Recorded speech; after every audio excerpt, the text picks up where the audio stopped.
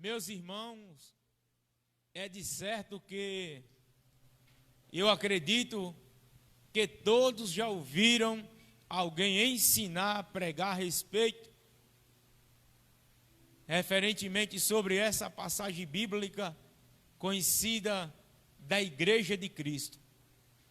É de fato, meus irmãos, que o livro do profeta Ezequiel está incluso entre os livros dos profetas maiores.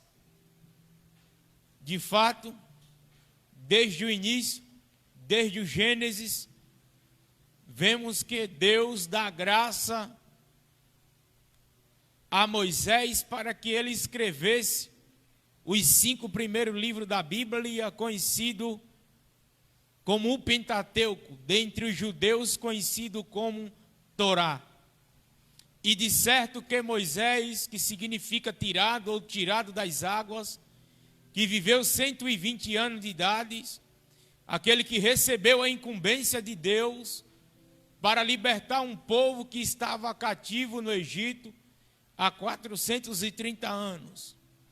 É de certo que o primeiro livro que Moisés escreveu é o livro do Gênesis, que significa começo ou início.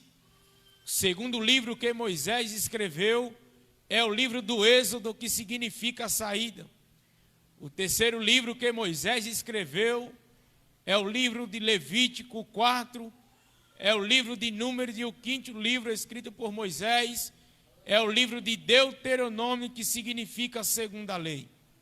É de certo que esses são os livros do Pentateuco que Moisés escreve.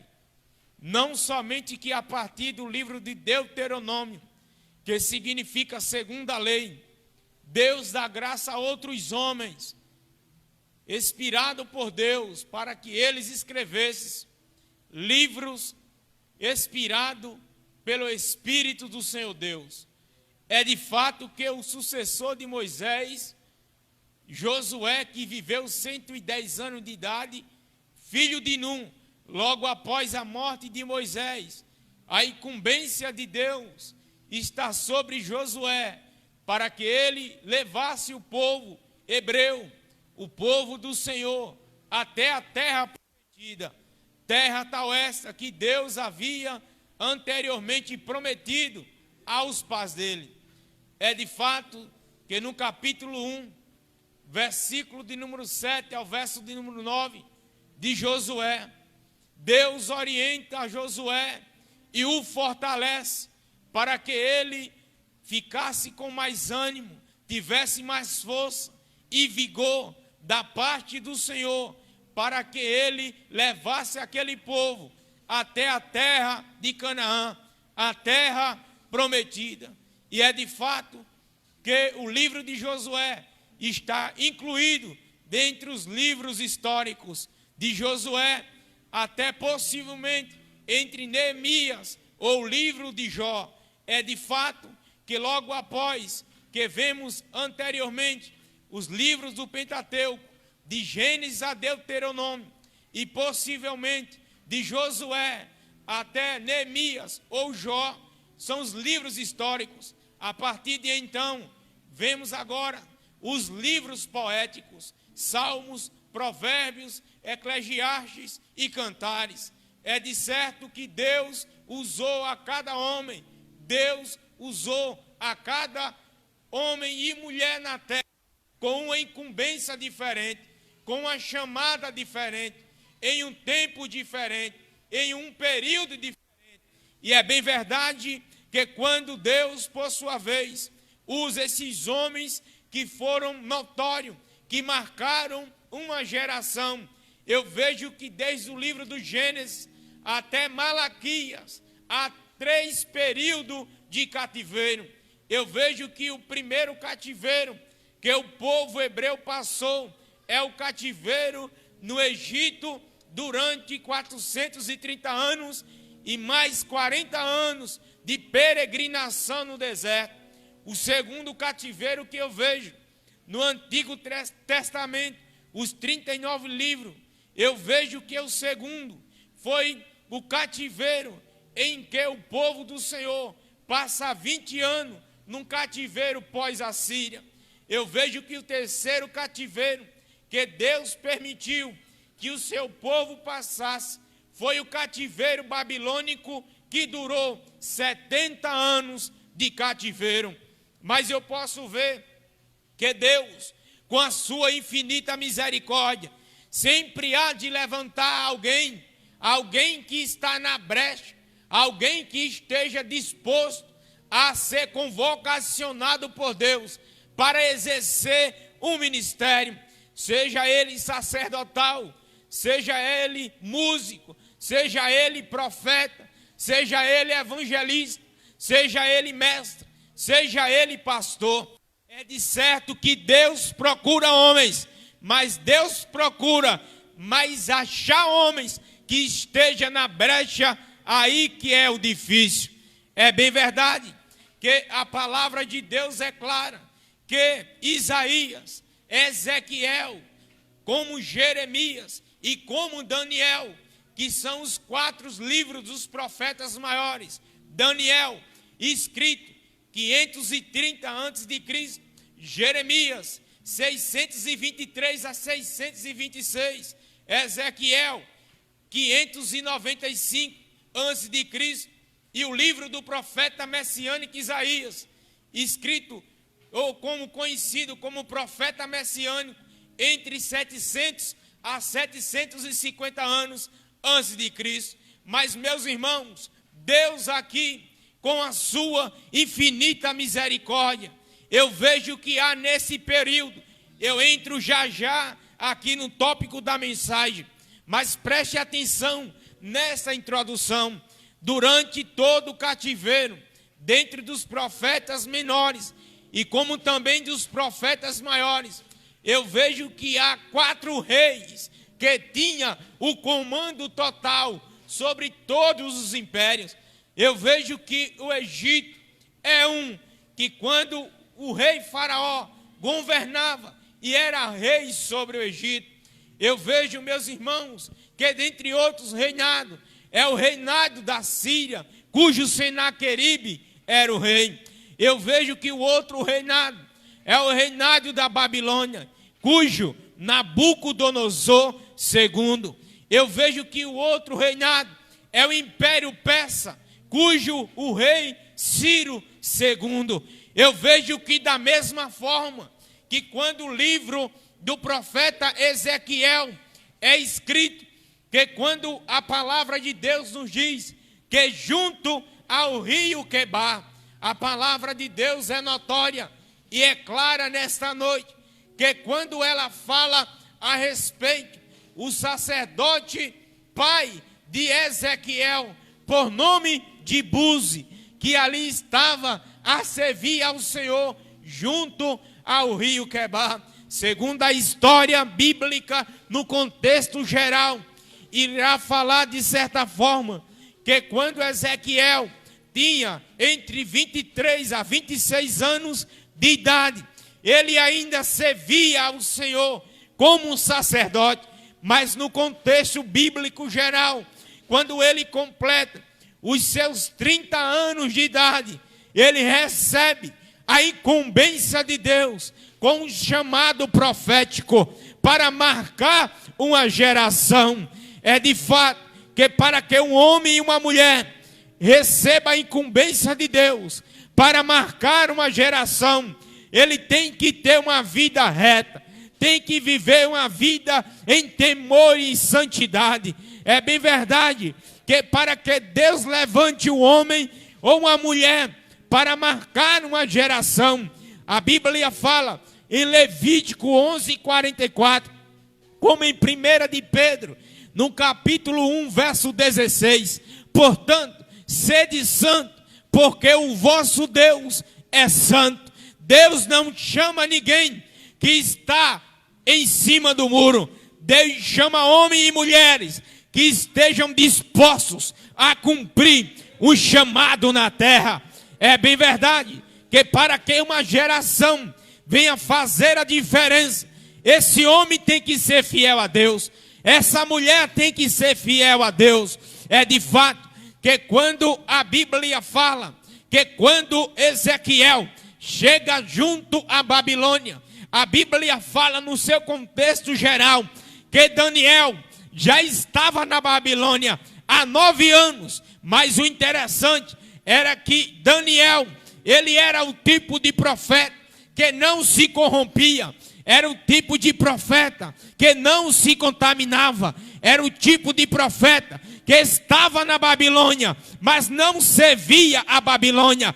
Era o tipo de profeta remanescente que até a sua comida, que até as suas refeições não era conforme aquilo que a Babilônia oferecia. E de certo, meus irmãos, que a Bíblia fala que como Daniel era um tipo de crente remanescente, no seu capítulo 6, no versículo de número 10, a Bíblia fala que Daniel orava ao Senhor 3 vezes ao dia. Esse é o crente remanescente, porque o crente que não ora, ele não tem intimidade com Deus. O crente que não lê a Bíblia, que não estuda a palavra, ele não tem linha direta com Deus, porque há 2 formas básicas de se aproximar de Deus. A primeira é lendo a Bíblia, a segunda é orando, porque quando nós oramos, falamos com Deus.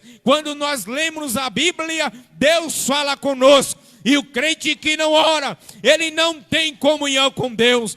Crente que não ora, ele não tem autoridade de Jesus Cristo para curar os enfermos, para expulsar os demônios. É de fato que a igreja que ora é uma igreja poderosa na terra. A igreja que ora, ela não tem medo de tranca-rua, de preto velho, de enxucaveira. Mas a igreja que ora, ela continua de pé na presença do Deus Todo-Poderoso, adorando e exaltando o nome daquele que vive e reina para todo sempre.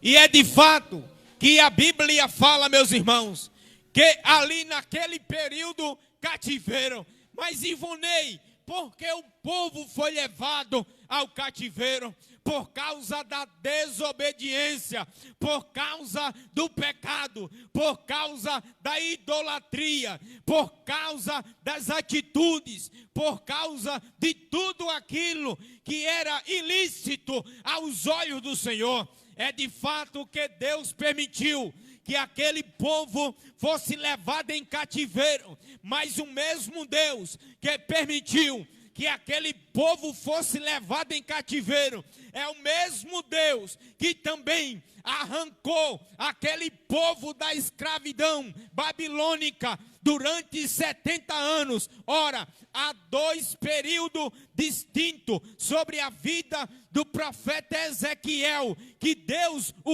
usa. O primeiro, Deus usa a Ezequiel dentre os seus 48 capítulos do seu livro, escrito 585 a.C. O primeiro ponto de vista é que Deus permitiu que o povo fosse levado em cativeiro por causa do pecado, por causa da rebeldia. E o segundo ponto, dentre os 48 capítulos do livro do profeta Ezequiel, é que o mesmo Deus que permitiu que o seu povo fosse levado em cativeiro por causa do pecado, é o mesmo Deus que vai arrancar aquele povo da escravidão de Nabucodonosor. Deus permitiu outrora, talvez você não esteja entendendo, mas tudo é permissão do Senhor. Deus vai usar pessoas para você, a respeito de atitudes que você toma, que não é da vontade de Deus. Agora Deus vai permitir que o seu povo sofra, para que possa reconhecer que só há um mediador entre Deus e os homens, Jesus Cristo, o homem. Deus permitiu. E como aquele povo estava em cativo, Deus chama o remanescente na hora certa, no momento certo, para que aquele povo fosse deportado novamente para a sua terra. E veio a palavra do Senhor, ou veio a mão do Senhor sobre mim. Versículo de número 1. Veio a mão do Senhor que estava sobre mim, e ele me carregou para fora do Espírito do Senhor, e me pôs no meio de um vale que estava cheio de ossos. E ele me disse: filho do homem, por acaso poderão reviver esses ossos? Mas o que significava esse vale?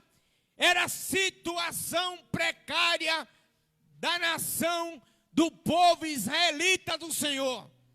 Era a situação da imoralidade por causa do pecado.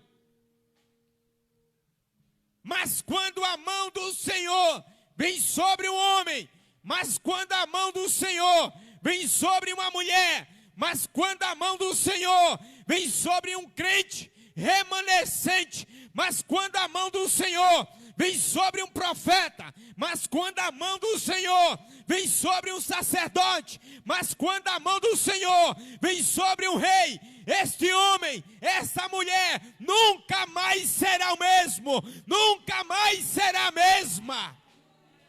Quando a mão do Senhor vier sobre a tua vida, Deus vai te tomar com poder e autoridade, e onde você passar, você vai fazer a diferença, porque você é boca de Deus na terra.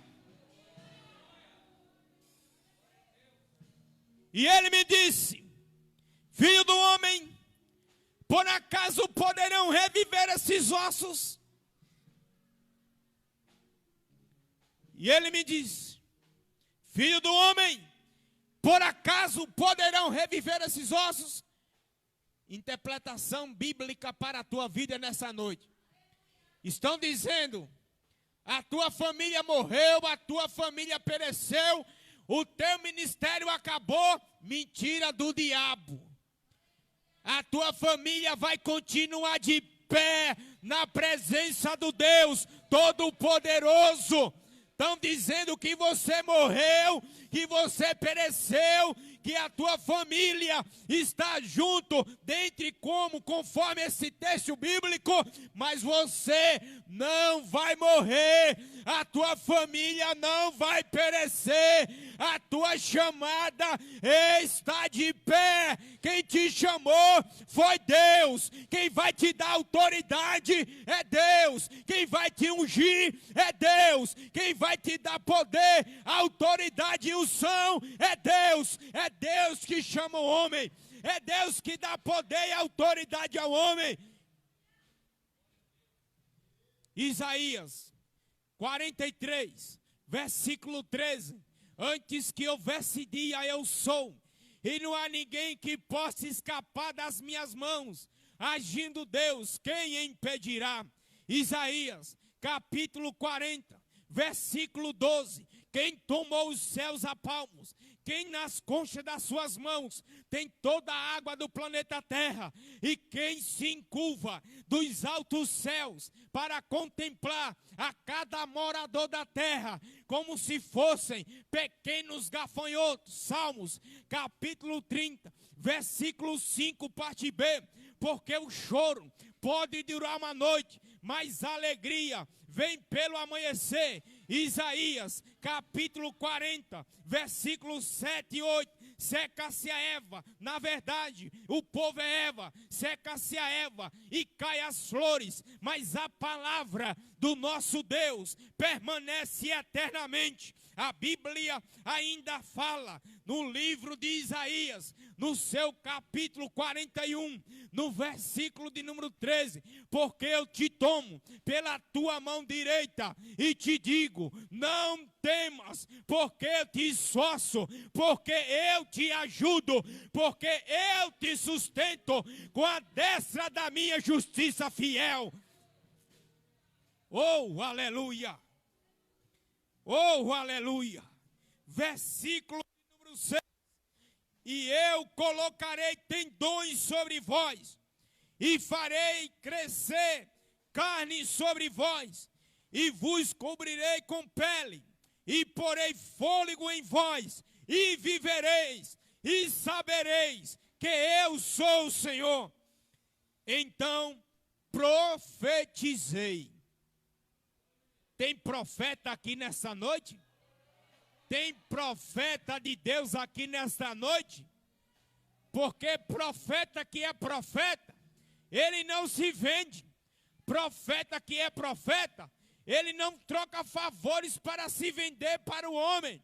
Profeta que é profeta, fala o que Deus manda e não aquilo que a multidão quer ouvir.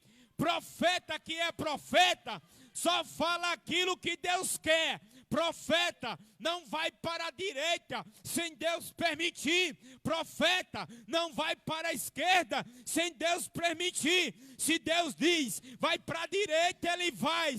Se Deus diz, fica quieto, ele tem que ficar quieto. Se Deus manda, prossegue, ele tem que prosseguir. Profeta, ele não pode fazer as vontades do homem. Ora, é de fato que profeta é boca de Deus na terra, e profeta, todo profeta de Deus, ele nunca será reconhecido entre os homens, porque profeta, ele tem linha direta com Deus, e quando o profeta, ele tem linha direta com Deus, ele não fala aquilo que o povo, o reino ou uma nação quer ouvir. O profeta, ele chega e fala, assim diz o Senhor, e Deus faz acontecer. Se você é lavado pelo sangue de Jesus, se você tem vida no altar de Deus, Deus vai usar você, Deus vai te levantar, Deus vai te dar autoridade, Deus vai te ungir, mas você precisa estar na brecha. E ele me disse, filho do homem, por acaso poderão reviver esses ossos? Então profetiza. Profetiza, profetiza, crente, nessa noite, profetiza. E ele me disse, filho do homem, por acaso poderão reviver esses ossos? E ele me disse, profetiza, ossos secos, ouve a palavra do Senhor. Crente vazio, crente em cima do muro, crente morno, nunca vai ouvir a voz de Deus. Mas crente que está na brecha, ele tem sensibilidade ao ouvir a voz de Deus. E quando ele fala, Deus faz acontecer, porque Deus é na vida dele. Ouve a palavra do Senhor. Ou lá para cá, piacebe, arras. Quer ver Deus fazer reboliço na tua casa, na tua família, no teu trabalho, nos teus negócios? Profetiza segundo a palavra do Senhor.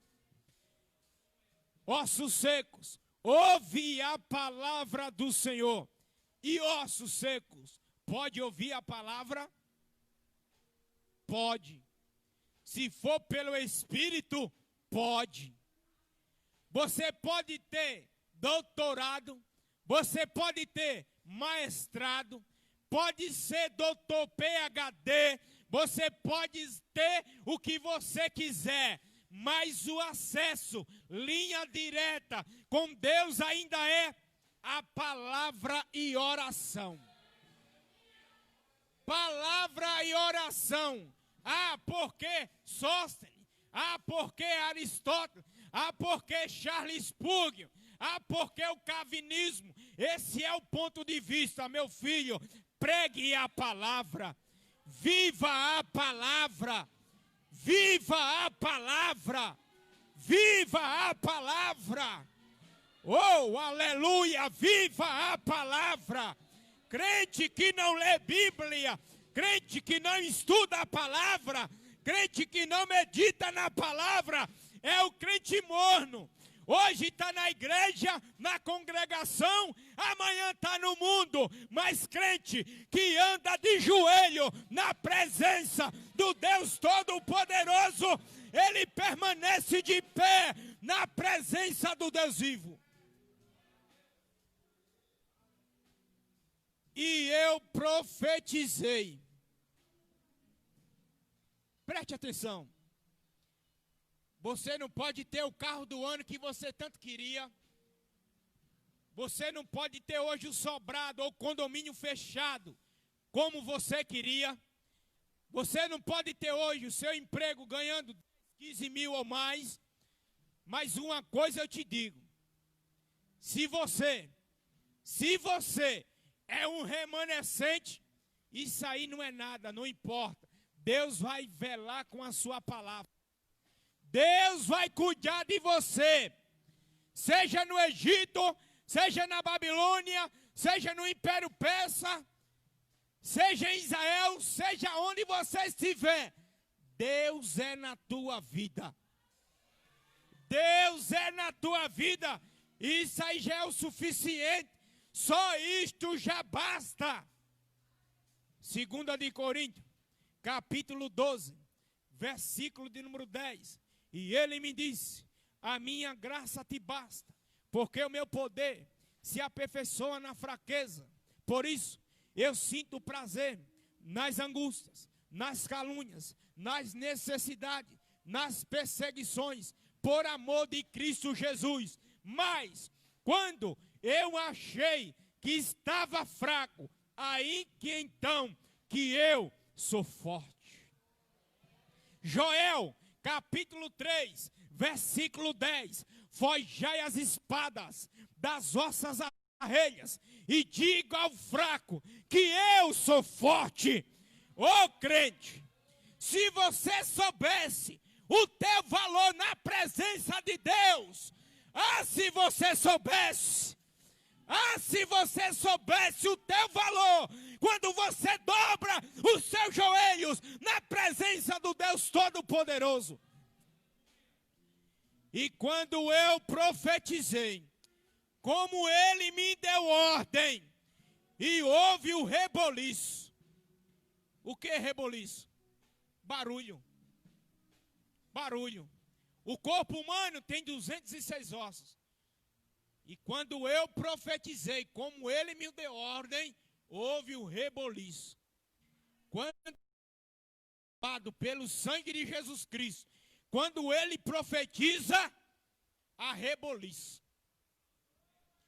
Quando ele fala, Deus faz acontecer.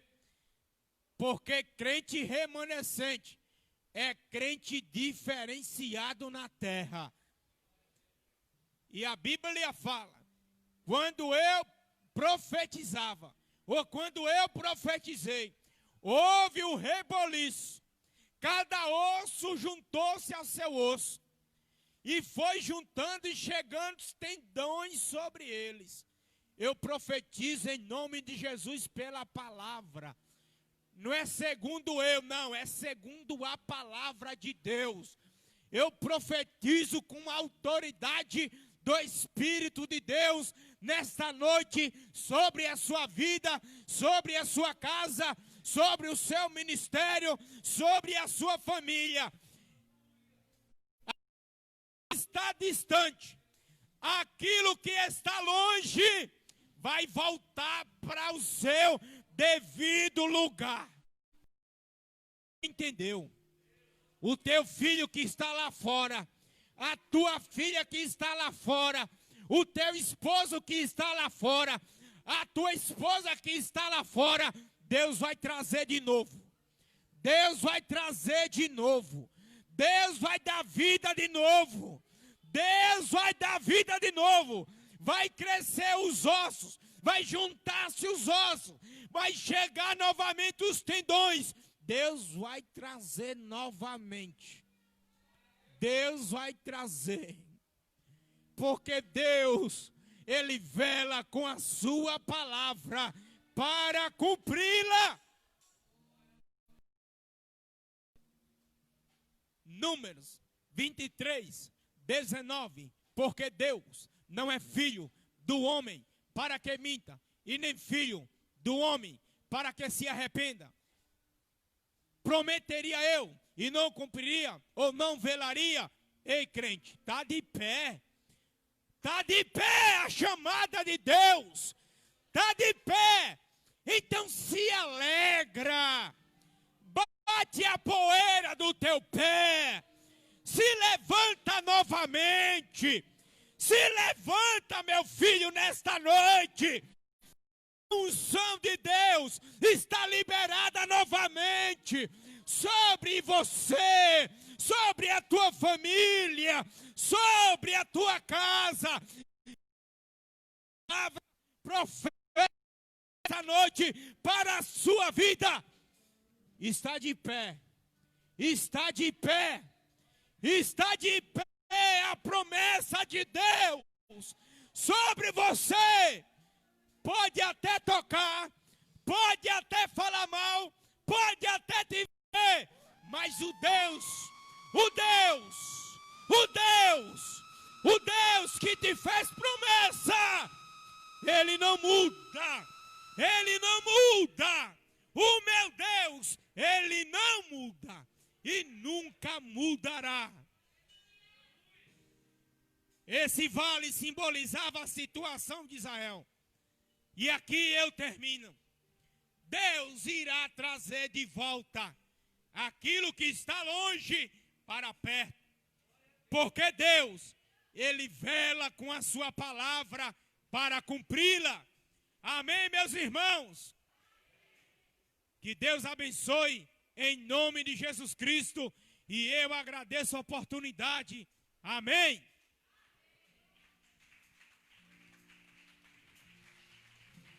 Aleluia.